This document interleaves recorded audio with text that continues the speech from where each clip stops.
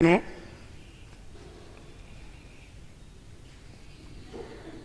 एक प्रश्न अक्सर मेरे मस्तिष्क में उभरता रहता है। संभवतः वह प्रश्न सभी बुद्धिमान व्यक्तियों के मन में भी उभरता होगा।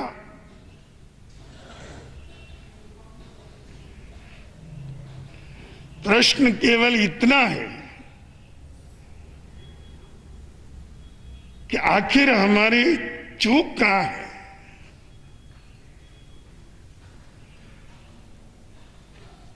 हम कहां चूक रहे हैं।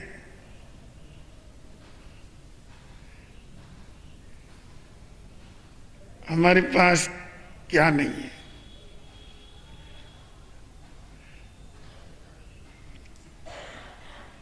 भारतवर्ष जैसा एक आर्य देश, उसमें हमारा जन्म लेना और धार्मिक घरानों में जन्म लेना इतना बड़ा सुव्यवस्थित समाज,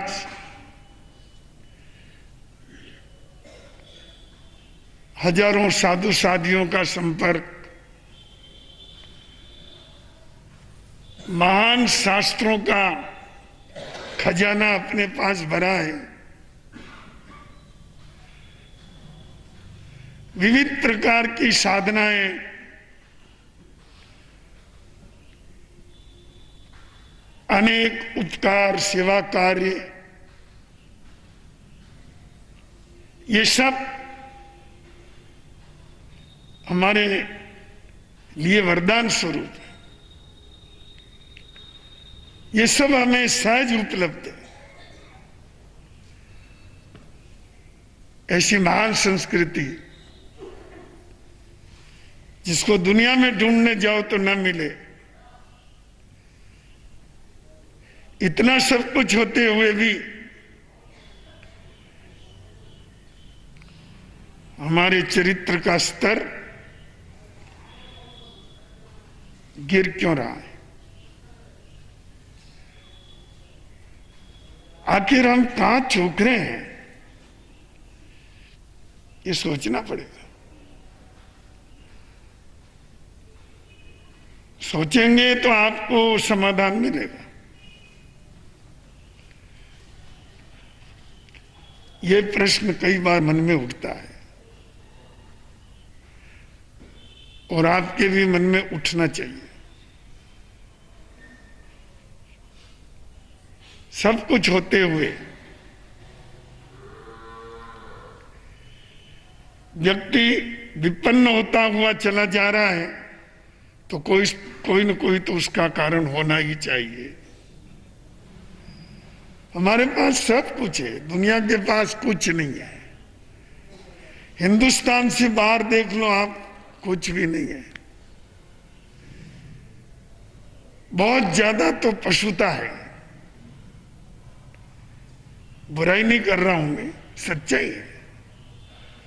न व्यवस्थित परिवार है, न व्यवस्थित उनके पास कोई परंपरा है, न उनका व्यवस्थित कोई ऊंचा इतिहास है, न उनके पास कोई व्यवस्थित संस्कृति है, न उनका कोई व्यवस्थित विधि विधान है जीने का। कुछ भी नहीं है। ये सब कुछ श्रेष्ठतर और श्रेष्ठतम भारत के पास है। सौभाग्य से ये सब हमको उपलब्ध है। फिर भी जो हम अपनी चारित्रिक श्रेष्ठताओं से गिर रहे हैं, पीछे हट रहे हैं या वहां तक नहीं पहुंच पा रहे हैं, तो आखिर हमारी चूक कहां है, ये समझना पड़ेगा। हम अज्ञानी नहीं, ये भी बात है। पूरे भारतवर्ष में छोटे से छोटे बच्चे से लगा करके बड़े तक, और राजमहलों बंगलों में रहने वाले से लगा करके खेत में काम करने वाले मजदूर तक, सभी को धर्म का प्राइमरी ज्ञान है। आप किसी मजदूर से भी बात करो जिसको आप जड़ समझते हैं, अज्ञानी समझते हैं, खेलू थे, क्या समझेगा, पर उसके पास में भी बहुत कुछ है। कभी बात करके देखो, वो भी आपको ज्ञान की 10-20 बात बता देगा। चोरी करना, बेईमानी करना, झूठ बोलना, दुराचार करना, आदि आदि जितने नैतिकता के प्राइमरी सिद्धांत हैं,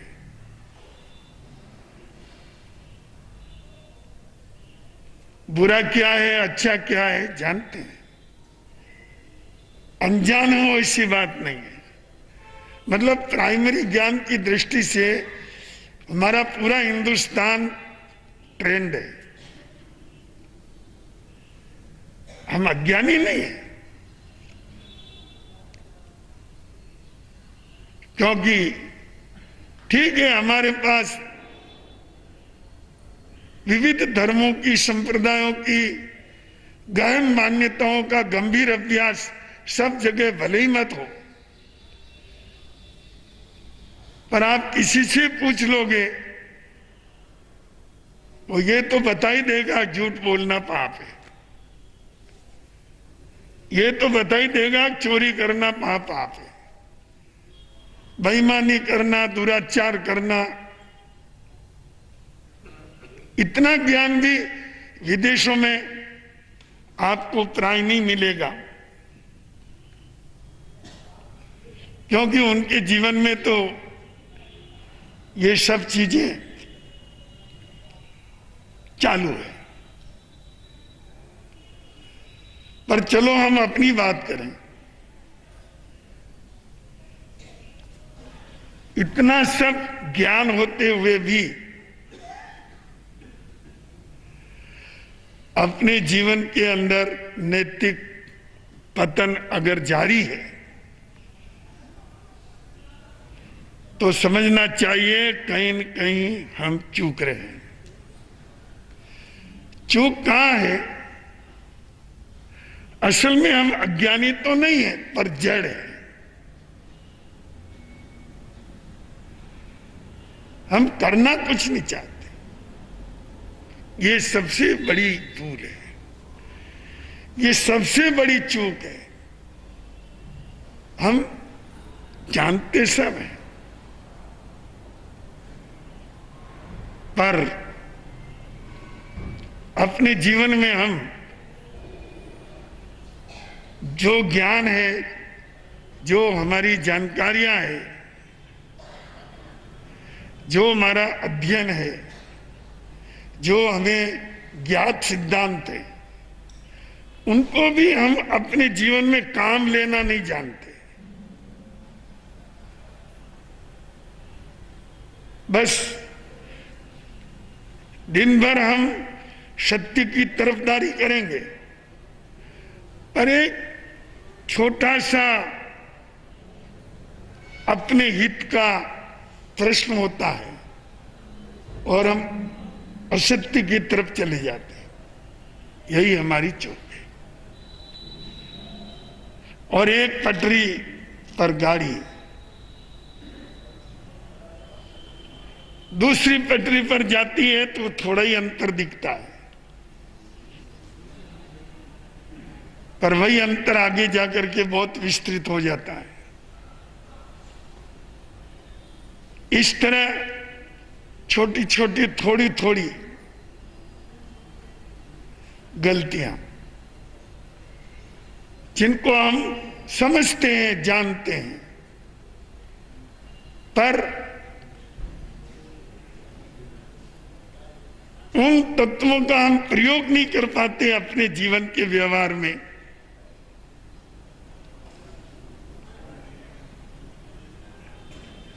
तो वहां जाकर के हम बहुत बड़ी चूक कर देते हैं, और ये चूक पूरे चरित्र को प्रभावित करती है। हमारे जीवन में जो कुछ है श्रेष्ठ तत्व, ये छोटी छोटी गलतियां, ये उन सबको सोख लेती है। परमात्मा ने एक सूत्र दिया, भगवान महावीर ने, संयमे निहूय अप्पानम, बहुत बढ़िया। अत्यंत श्रेष्ठतम सिद्धांत हमारे सामने आ गया है।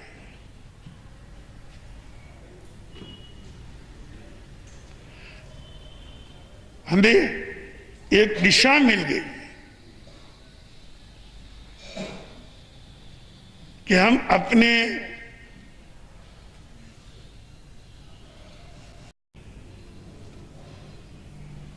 परमात्मा भगवान महावीर प्रभु ने बहुत सुंदर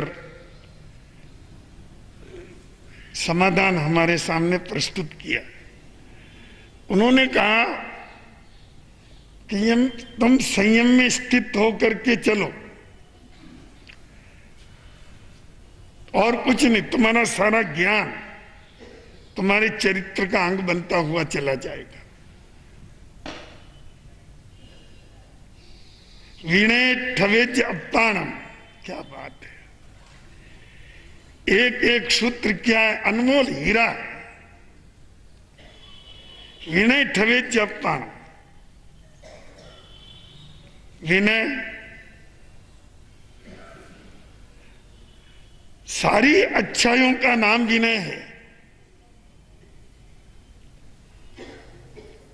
जितनी भी विश्व में श्रेष्ठताएं हैं, अगर उन सब श्रेष्ठताओं को एक शब्द में कहना है तो वो शब्द है विनय।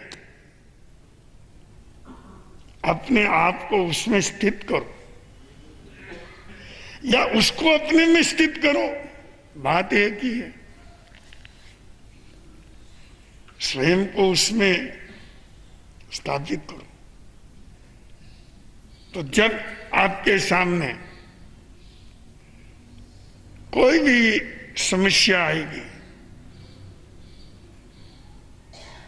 उस समय आपके पास जो ज्ञान है उसका आप उपयोग कर सकेंगे। हम नैतिकता की बात करते हैं, पर छोटे से स्वार्थ में हम उससे हट जाते हैं। तो एक ऐसी मानसिक कमजोरी है, यही सबसे बड़ी चूक है कि जिससे हमारा सब कुछ होते हुए भी अपना चरित्र नहीं बन पा रहा है। घर में भी आपका कोई एक दूसरे में विश्वास नहीं करता चरित्र की, तो ये हालत हो गई है। समाज में, पड़ोस में, बाजार में, सरकार में और जगह विश्वास करने की तो बात छोड़ दीजिए।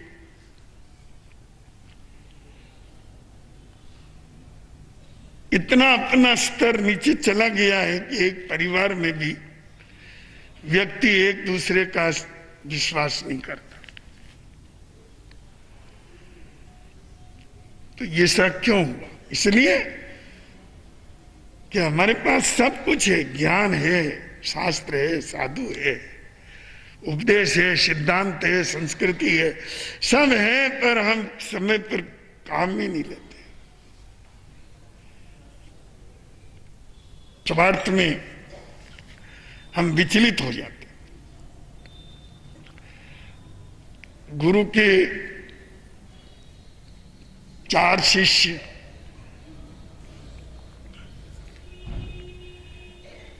चातुर्मास का समय निकट था, चारों ने आज्ञा ली चातुर्मास करने के लिए जाएं। गुरु ने आज्ञा दी, अच्छा जाओ, संयम साधना पूर्वक श्रेष्ठ वर्षावास संपादित करो। एक मुनि जाके खड़ा हो गया एक किसी कुएं के किनारे।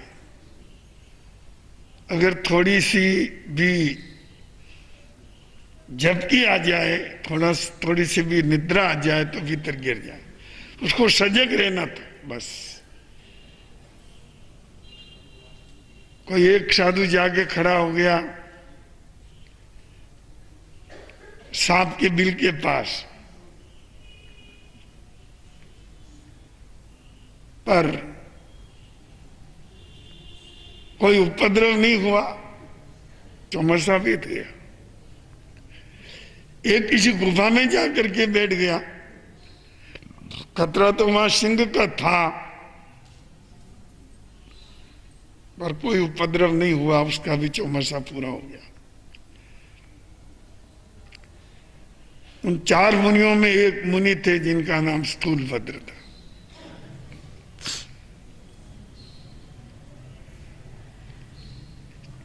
अन्य मुनियों की तरह वो भी चातुर्मास करने को निकले। उन्होंने सोचा मैं कहां जाऊं चातुर्मास करने के लिए। एक विचार उनके मन में कौंधा कि एक मेरी प्रेमिका, ग्रस्त जीवन की प्रेमिका कोशा, जिसके साथ में बहुत वर्षों तक रहा, मैं आत्म कल्याण के पथ पर चल रहा हूं, वह सांसारिकता के दलदल में क्यों फंसी रहे। अच्छा हो ये 4 महीने का समय मिला तो उसको भी मैं बाहर निकाल दूं। और वो वहीं चले गए। 4 महीने तक भोग और योग का युद्ध चलता रहा। एक तरफ कोशा नर्तकी, जिसका ये पूर्व प्रेमी है, लगातार आकर्षित करती रही, हास विलास हर तरह के अंग प्रदर्शन आदि से, चाहती कि ये पूर्ववत हो जाए। पर मुनि को ये इस बात अच्छी तरह से याद है कि मैंने 3 करण 3 योग से कुशील सेवन का त्याग किया है।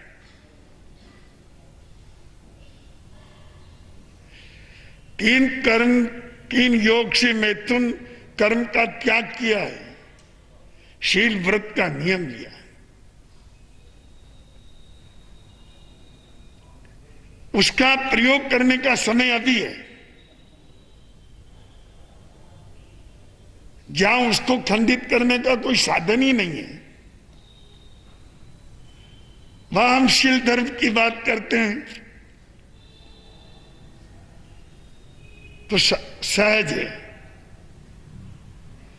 पर जहां उसके खंडित होने का स्थान है, वहीं तो उसकी परीक्षा है कि हम उसको कितना काम में ले सकते हैं। 4 महीने के लंबे संघर्ष में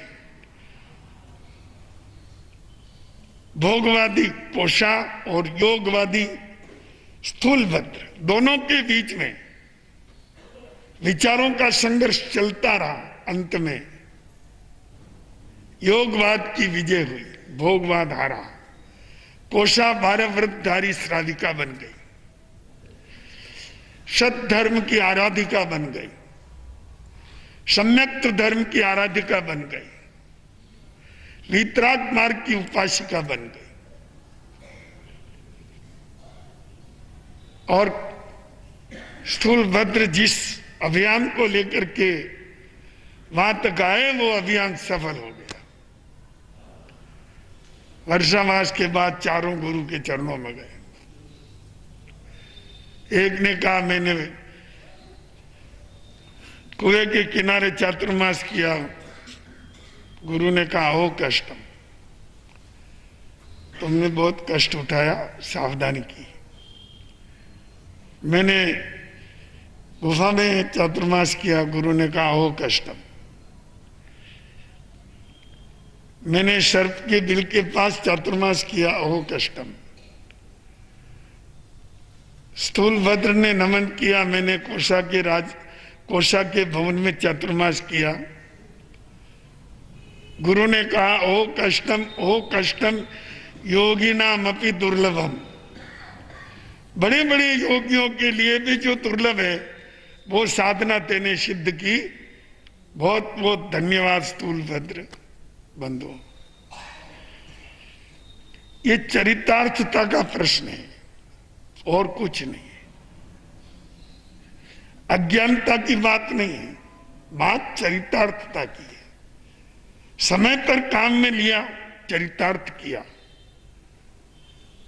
तो उपयोगी बन गया। अगर हमारे उसके पक्षकान प्रत्याख्यान स्थूलभद्र के समय पर उपयोग में नहीं आते तो फिर उनका अर्थ ही क्या रहा? तो हमारी चूक क्या है, हम उसका प्रयोग या तो हम जानते हैं उनका सही प्रयोग नहीं करते या गलत ढंग से प्रयोग कर लेते हैं। जहां करना चाहिए वहां नहीं कर लेते, जहां नहीं करना चाहिए वहां कर लेते। मां ने कहा बेटे को, बेटा बेटा क्या करता है? मां क्या करूं, कोई काम नहीं सूझता, बाजार में जा, मेहनत कर, पसीना बहा, पैसे मिलेंगे। बात तो सच है, बाजार में जाता है, मेहनत करता, पसीना बहाता तो पैसे मिलते हैं, पर वो क्या पसीना बहाना, क्या मेहनत करना, ये तो उसके अक्ल की बात है। बाजार में गया, सोचा, मां ने कहा बाजार में जा, आ गया, मेहनत कर, मेहनत क्या करूं, चौपाटी पर दंड बैठक लगाने लगा तो पसीना आ गया, स्वाभाविक बात है। मां की 3 बात पूरी हो गई, बाजार में जा, मेहनत कर, पसीना बहा। अब पैसे तो मिलने चाहिए, बाजार में भी आ गया, मेहनत भी कर ली, पसीना भी बहा दिया, पर पैसे के नाम पर तो अभी एक चदाम नहीं मिली। धूल टटोलने लगा, लोगों ने कहा क्या कर रहा है? कि पैसा ढूंढ रहा हूं। क्यों? मेरी मां ने कहा बाजार में जा, मेहनत कर, पसीना बहा, पैसे मिलेंगे।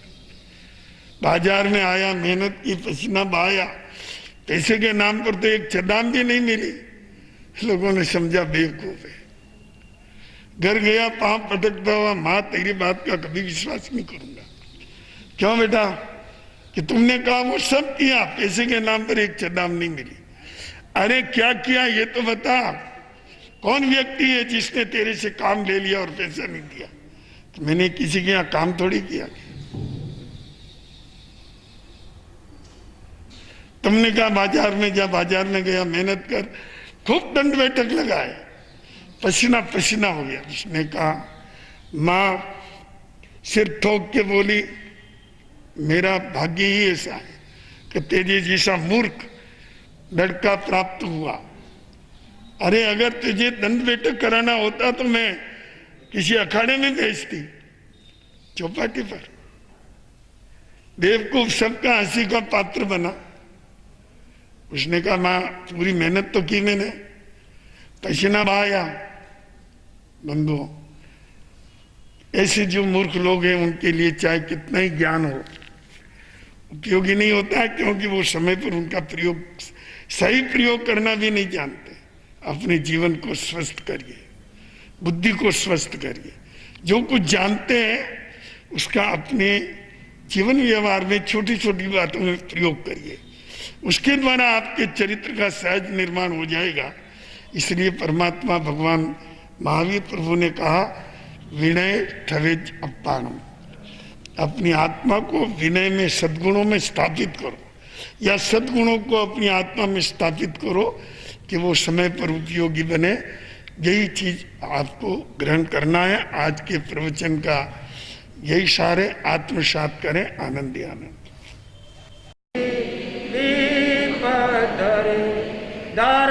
गगन पुलकित प्रकृति का कण कण तुम पर हर्षे, नित नित विकसित नव कुसुमों का पराग तुम पर बरसे। चंदो मुलक मुल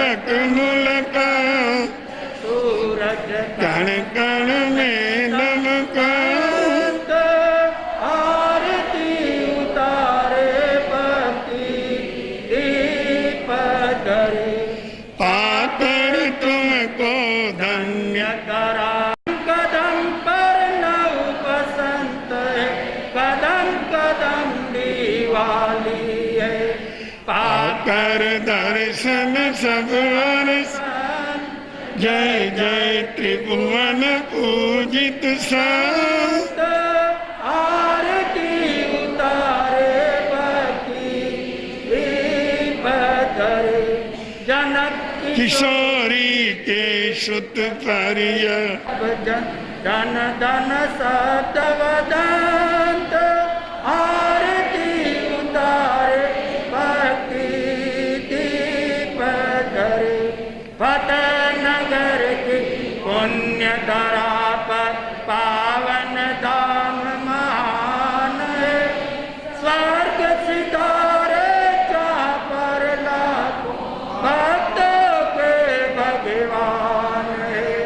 सेवा करते सुर नर, वृंद मिटते जन्म जन्म के वृंद।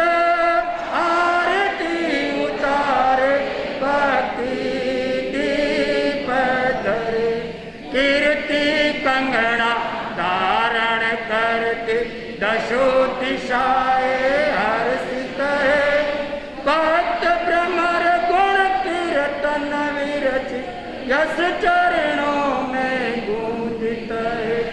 प्रतिफल वर्धित कुमुदान, जय जय अक्षय आनंद। कांद, आरती उतारे भक्ति दीप धरे, जय जय जिन शासन का चांद, जय जय प्यारा देखा नंद। आरती उतारे भक्ति दीप धरे, आरती उतारे भक्ति दीप धरे, आरती उतारे भक्ति दीप धरे। बोले गुरुदेव श्री अंबाला जी महाराज साहब की।